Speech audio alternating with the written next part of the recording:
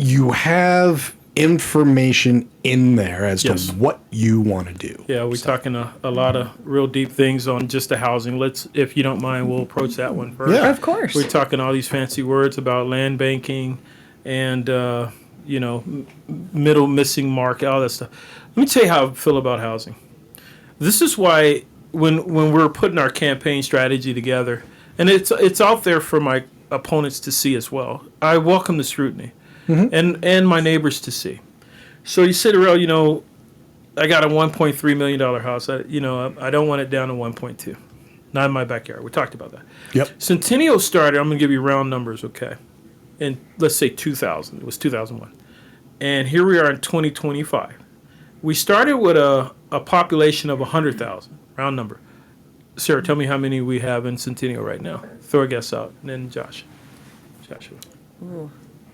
25 years later? 25 years later. 100,000. Ooh, I'm going to be way off. Let me see I'm what before. I'm not the math person. 1 billion. Let's see, 100,000, 400. Okay. That's my guess. You, sir? All right. I was going to do the prices right and say 401, but I'll give it to you. Yeah. Under, over, sure.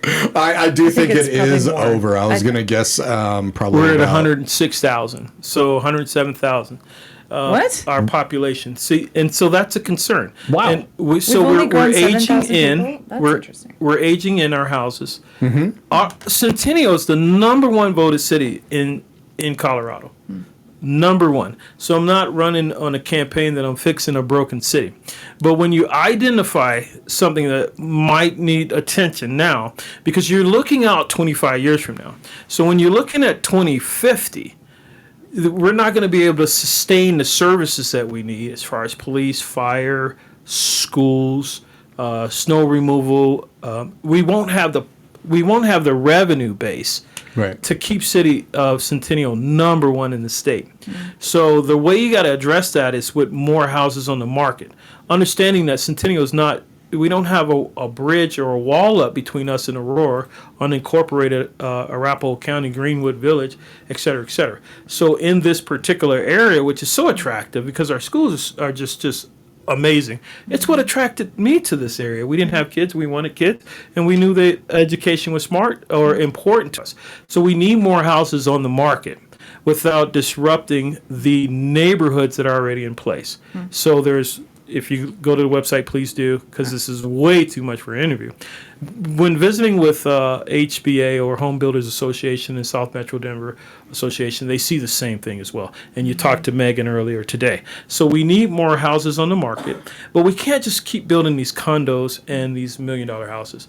What we're finding that our kids are between the ages 22 and 32, when I say a kid. When I'm talking to our neighbors, these kids are perking up when I'm talking, because the American dream is to own a house, right? Yeah. That is right. It's I want a house. I want my loved one there, and 2 kids pick a fence. However that dream, however it surfaces out for you, but you're buying a part of your community when you do that, and you're laying roots, and it goes beyond the equity and the wealth building and all that. You're saying that I'm deciding to sit here in this community and raise a family and start rooting for the Broncos, right? Have my kids become Bronco fans and not Bears fans. So that's why housing's number one to us. We got to figure this out. There's ways to do it. There's really smart people that have figured this out. So we need a new feasibility study done in 2026. And then we have to all come together as a council. And this is where social engineering comes in and say, this is what I mentioned earlier, what are we willing to do to get something done? Even if it affects 3 people on the planet.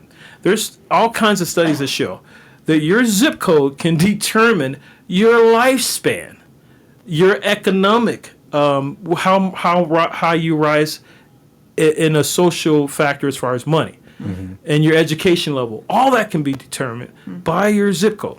And so there might not be a strong urgency for us because we're, number one city and all this, we're a really safe city and all that. So, we can only affect 3 people, 3 houses. You affected 3 houses. That's 15 people that are going to have a better outcome in their life. So we have to get really serious about this.